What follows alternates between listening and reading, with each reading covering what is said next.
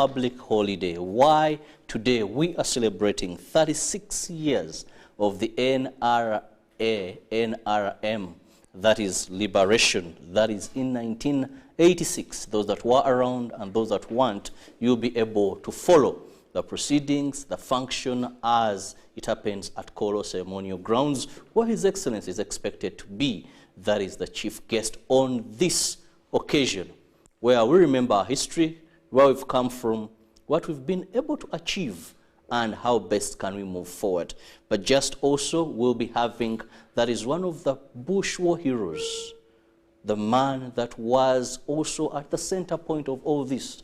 Those that remember very well the Chichwamba story, the man who fired the first bullet of this liberation struggle, that is General Eli Tumwine, who will be giving us more regarding the journey, the achievements, and the challenges, and how best these can be consolidated to ensure that we do not water down the efforts, the vision, and the ideology that saw us in the peace we are all enjoying today.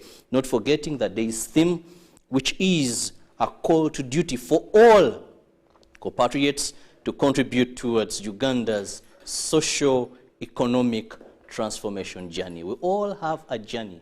We all have a role to play to ensure that what we've achieved, we cling, we hold, we treasure, and we move forward as a country. We had an exclusive interview with General Eli Tumwine, and let me leave you enjoy this with so many lessons to learn as we celebrate this day.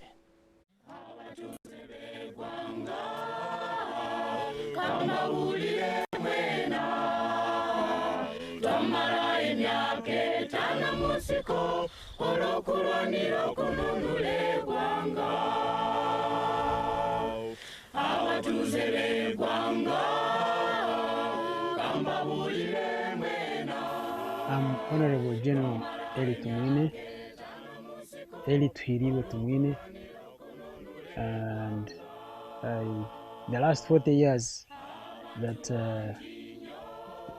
you want me to say what I've been doing was years of freedom fighting, since actually more than 40 years. Since 1979, I have been involved with the liberation struggle in Uganda. After the 79 war, which was again about removing Idi Amin, after that, then in 1981, we started the NRM Bush War, in which we participated, and I became the overall commander. When we captured power, became the army commander, became Minister of State for Defense, served as presidential advisors, chairman, general court martial, and member of parliament since 1986 to 2021. And now I'm senior presidential advisor on security. But more than that, that's for the official things. I have transited from being a young boy to a young man to a grandfather, which is important for me. And also I'm a serious farmer, a preacher, and I love preaching about spiritual things, and I teach young people and old people about what I think every citizen should learn, which I call knowledge for life, which is different from just academic knowledge. Knowledge for life is that knowledge which every citizen of the world need to know. And I find it very fascinating in relation to the liberation of our people, which is part of the freedom fighting. Because much of what we did was not about fighting with guns. That was once in a while when we would go to attack an enemy camp or what, but most of the time since then has been about teaching. Teaching to transform people's minds, teaching to make people focus on how to transform our society. Right from the beginning, And I like singing because the songs make a very short but memorable statement. I like what we used to sing right from 1981. Kibonge cha nini vijana wanahamia msituni, kibonge kibonge cha nini vijana wanahamia msituni. For those who don't know Swahili, it means why did the young people go to the bush? Walienda huko msituni kupigania wananchi, walienda huko msituni kupigania democracy. They went to the bush to fight for the people. They went to the bush to fight for democracy. They went to the bush to establish peace. So we would list them on why we went to the bush. So that keeps me reminded always of the purposes, the reasons why we went. And that's what I was saying. We kept teaching about that important aspect of how do we transform our society from how it was before, which was chaotic. Chaotic is the word. Actually, the preamble of the Constitution says Uganda in the previous years had gone through a lot of time, of trouble, a period which was characterized by instability. And that's the whole point, that we were trying to end that instability, to end the killings by the state, to end the misuse of power, so that the people of Uganda can enjoy their freedom as they are doing now. They can have democracy, they can have peace, there could be peace all over the country. And fortunately, as we talk about 40 years back, we have seen it. We have seen that transformation, steady, sure progress that has happened, and we have seen a young generation coming up. I'm very, very proud of that, because as we celebrate, we are going to celebrate the 26th January soon. It reminds us, when we captured power, how the situation was from that time and what it is now. Really, what has taken place is something to be proud of, especially if you see the transformation, physical and beyond what can even be seen with eyes. If you fly over Uganda, and for me, like, who likes to take photographs, when I'm like in a helicopter in the air, I take what is the photographs on the ground.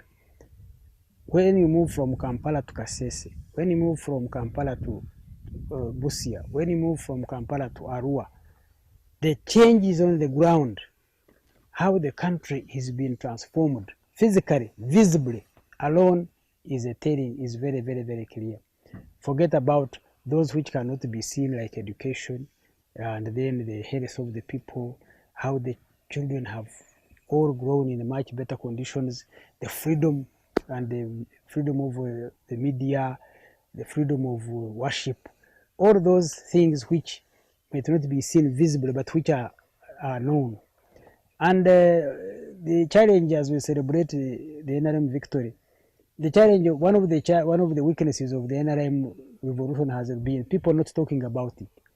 We only talk about the bad things, and the negative people have really captured the platform, and they propagate a lot of negativity to the public and forget about a lot of positivity or positive things that have been done, and which I have always worked hard to ensure that people know what are the achievements of the NRM revolution, what has been transformed.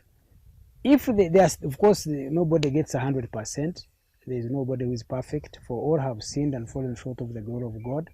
But the biggest room in the world is room for improvement, and that improvement is what we should now talk about. Where should we improve? Rather than say nothing has been done, there hasn't been any progress, when it is visibly there, right from infrastructure to other things that we see day to day. The image of Uganda alone, the image of Uganda in the world has really been transformed from what it was, and Uganda is taking its position at all levels, more so now even in sports. more so in aspects of life. You talk about Uganda and everybody knows where Uganda is and what it stands for. So the revolution, the 40 years of our struggle, of this liberation movement, the national resistance movement. The three words are very interesting. National means it's for the whole Uganda, or of all Ugandans, for purposes of ensuring unity of all Ugandans. Resistance and then movement. The two are contradictory, but the scientists tell us that there is no movement without resistance.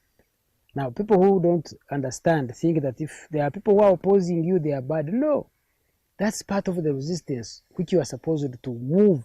The movement is supposed to break, to win, to defeat those resistance, obstacles or hindrances, to move forward. That's what moves you forward. It is the force against you that encourages you to do even better and better. And we have seen this all along, right from the beginning up to now.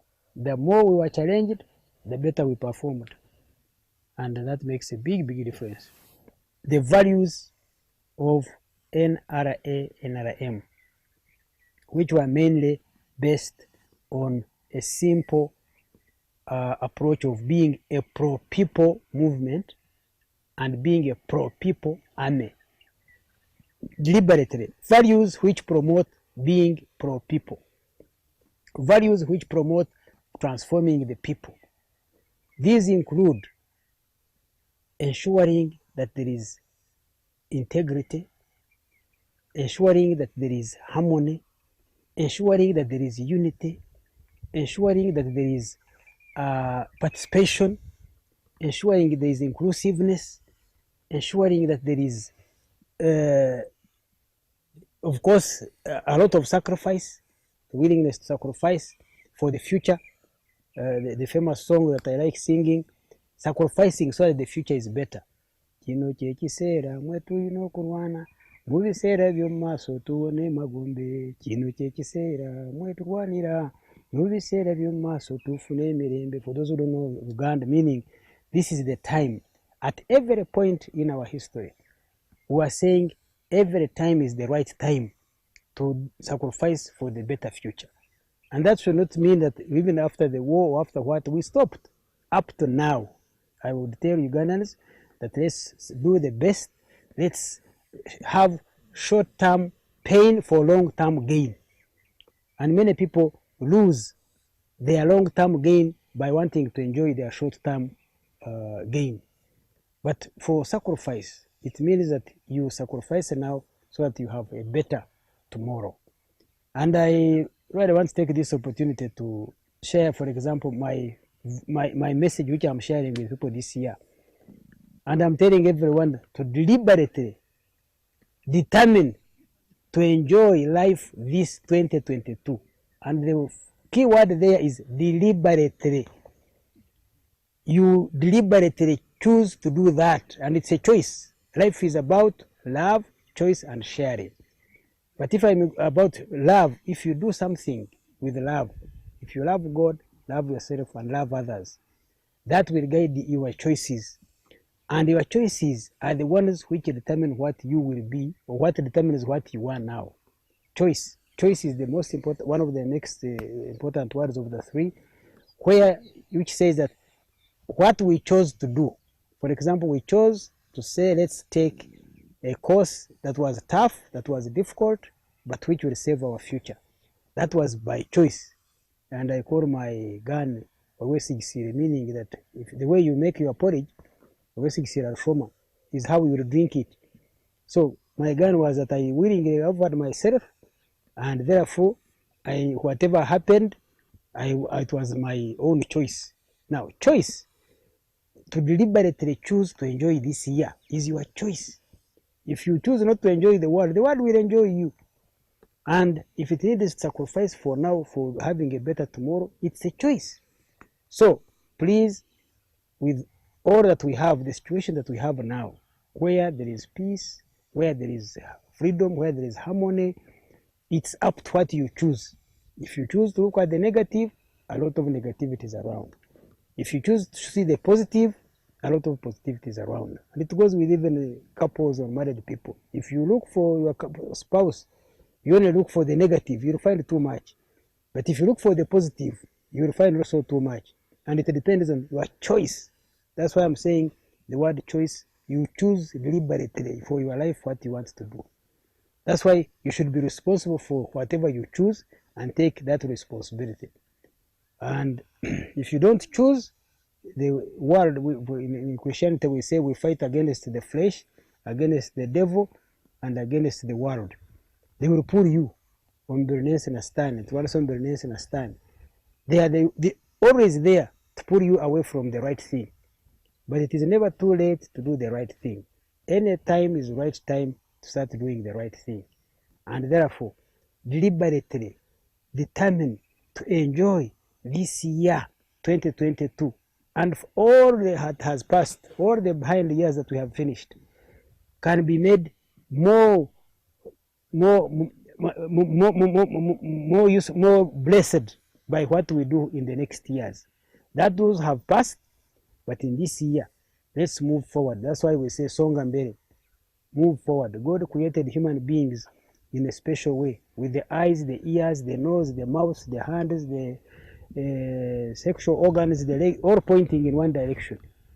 He could have put some eyes behind to look all around, and one ear up and the other facing this. But he deliberately made us move forward, and not muscles behind to push us. So songa mbele, songa mbele. That's why I have been saying there's going to be so much talk. Abogera abogere, Uganda songa mbele. Abogera abogere, Uganda songa mbele. Abe basebe bake, Uganda songa mbele. It's your choice. It's what you choose that will help you, now and in the future. And it is what will determine what you will become. We had previous armies. We had the tribal armies, the kingdom armies before. We had tribal armies, kingdom armies, then colonial armies, and after that we started with having the colonial army. We are even called the King's African rivals, King George, not our king, and then the Uganda army, and then UA and UNLA, who had become ant people. You ask all people of old age, they will say, you look at a soldier, run away, don't come near. And soldiers meant danger. So that situation was the most dangerous, which needed to be changed. And therefore, we deliberately, I like the word deliberately now, purposefully focused on how do we transform the young people to have a new type of armed force, the pro-people's army, and the pro-people's politics, and pro-people's government, and pro-people's ideas and strategies. That's the test. If something is not pro-people, then we are stand against it. And that philosophy has worked and has created a new type of armed force with discipline, with responsibility, and working together with the people. We even heard the songs, we said, kazi ngumu tunayofanya na wananchi wenyewe tutampiga adui na kumufukuza Uganda. That a good work we do with the wananchi, the good work we do with the population, because our work has always been in close touch with the people. That's what makes it unique, and it has proven worldwide to be a special type of armed force, and that's what has made it be successful on the continent of Africa, to be reckoned with. That new transformation, that basic guideline of the doctrine of the NRA, whose values are based on making sure that whatever you do must be pro-people. Well, the area of 1881 to 86, we commanded, I started right from Kawamba, I commanded section number 2, which captured the quarter guard. And later on, I commanded a unit called Kabarega, which was controlling the area of Kapeka area. And then I later on became, when I got injured, when I came from hospital, I was made the logistics officer of the NRA. and later I became the overall commander of NRA until we captured power, and I was made the army commander of Uganda, of NRA, and eventually which now became UPDF, and became Minister of State for Defense. So, but during the war, those were the responsibilities I held, and it was mainly about not mine alone, but how we all worked together, how we contributed to the success of the NRA by each one putting in whatever he could put in. And we are grateful that even there, although some of our colleagues died, but they didn't die in vain. Their children have lived to see why their parents died, or those who survived, and the few who are still alive have seen what God had enabled us to do and contribute to. Whatever little somebody contributed, whether a soldier, whether Mwananchi or who, that little contribution for the liberation struggle has brought good results. The one which I would like is to encourage everyone, especially the young generation. Let them not despair by hearing all the negativity that is in the media. Let them look out on how to organize themselves. Let them organize. The future belongs to the organized and disciplined. Disaster awaits those who are disorganized and who are indisciplined. That's the best I can tell the young people. Organize, organize. In the Pan-African movement, we say, do not agonize, organize. And organizing includes or needs you to come together, sit down, discuss, have dialogue, analyze the situation, find solutions. Don't just be putting blame on everybody. I hear you blame government, blame all people. No, blame yourself. Find solutions to whatever problem that is there. It is your challenge. You are a generation which has free communication, easy communication, educated. Use those values you have to build higher values that will make Uganda a better country for you and for your children and great grandchildren. That's my message, especially to the young people. But otherwise, my message is deliberately determined to enjoy this year. Otherwise, if you don't do that, it will enjoy you.